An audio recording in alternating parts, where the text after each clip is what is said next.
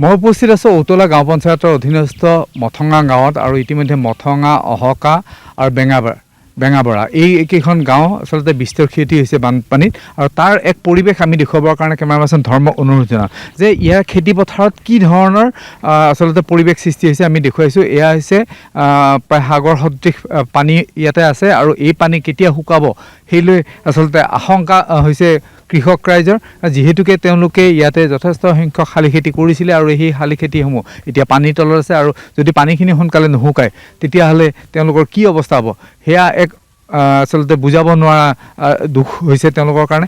আৰু এটা আমি দেখুৱাইছোঁ যে একাংশ ঘৰৰ পানী এতিয়ালৈকে তলত নামি অহা নাই, গতিকে তাৰ পাছতো তেওঁলোকে আহি আশ্ৰয় শিবিৰত বাস কৰিবলগীয়া হৈছে। গতিকে যিসকল ৰাইজ আছে তেওঁলোকৰ পৰা জানিব বিচাৰিম, মই আপোনাৰ পৰা প্ৰথমতে জানিব বিচাৰিম যে আপোনাৰ খেতি মাটি আছে নাই? কৃষ্ণ আমাৰ খেতি মাটি 12 বিঘা মাটি, এইটো মানে খেতি সামৰিয়ে হৈছিল, চব ৰোৱা পৰা ৰোৱা।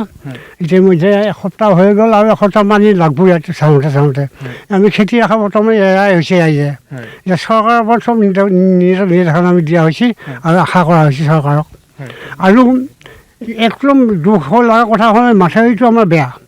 আজি বহু বছৰ ধৰি মাথাউৰিটো ৰিপেয়াৰ হোৱা নাই আৰু তলে ইন্দুৰা গাৰা নিঙনি গাৰা একো হৈ আছে। আৰু আনফালৰ পৰাই 3-4 বছৰ চাৰ্ভে কৰি খেদালা, চাৰ্ভে কৰে ইঞ্জিনিয়াৰ এটা আহে, এটা চাৰ্ভে কৰে, এইটো গুচি যায়।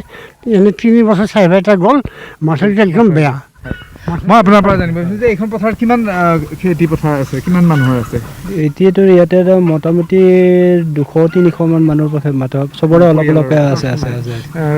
গতিকে ইয়াতে সম্পূৰ্ণ পানীৰ তলত আছে? হয়, পানীৰ তলত আছে। আপোনাৰ ঘৰৰ অৱস্থা কেনেকুৱা? মোৰ ঘৰৰ অৱস্থাটো এতিয়া আপোনালোকে পানী হেৰিতে আছে, মই এতিয়া থাকিব নোৱাৰি এটা ঘৰত মানে আশ্ৰয় লৈ আছোঁ আৰু ওখ জেগাত। গতিকে মোৰ ঘৰ গৰু ৰাস্তাত বান্ধি আছোঁ, গতিকে গৰু ছাগলী খোৱা লোৱা মানে অকণমান বেলেগতো মই কৰিছোঁ খোৱা লোৱা, গতিকে সেনেকৈ বৰ্তমান মই চলাই আছোঁ। বাইদেউ অকণমান আহিব নেকি? আপোনাৰ ঘৰৰ কি অৱস্থা এতিয়া? মোৰ ঘৰৰ অৱস্থা তাৰমানে মোৰ এনেই ভিতৰত সোমোৱা নাই, এই আগফালে আৰু পিছফালে দকলৰ ফিল্টাৰ এইবিলাক বুৰ গৈছে, এতিয়া অলপ অলপ ওলাইছে। খেতিটো পানীৰ তলতে হয়। আৰু এই মাছৰ মাছ এই আমাৰ পুখুৰীটো এইটো সেইটো একদম পাৰ বুৰি গৈছে। নেট দিছিলোঁ হ'লেও নেটটো চিঙি ভাঙি হেৰি হৈ গৈছে। আচলতে মহিলাসকলৰ বানপানীৰ সময়ত যথেষ্ট অসুবিধা হয়। বাইদেউ কি অসুবিধা হয়? অসুবিধা এতিয়া আমি পানীৰ অসুবিধা পাইছোঁ, খোৱা পানী আৰু গা পা ধোৱা, ইফালে কাৰেণ্টটো নাই, বহুত অসুবিধা পাইছোঁ। আৰু আপোনালোকৰ কি আমাৰ এই ফিচাৰীটো বুৰি গ'ল আৰু কাষা বজাৰ উঠিছে, আমাৰ চোতালখনতে উঠা নাই। কিমান খেতি মাটি আছিলে আপোনালোকৰ? আমাৰ আছে 12 বিঘা, পানীৰ তলতে সম্পূৰ্ণ।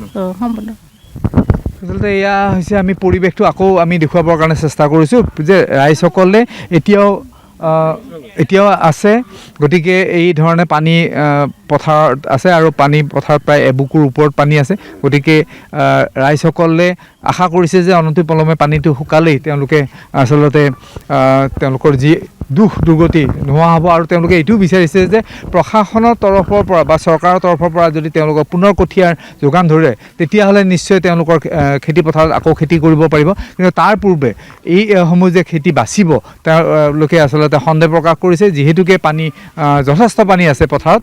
গতিকে চৰকাৰৰ প্ৰথম আচলতে কৰণীয় কাম হ'ব যে পথাৰৰ যিসমূহ খেতি আছে সেই খেতিসমূহৰ কাৰণে কঠীয়াৰ যোগান ধৰা।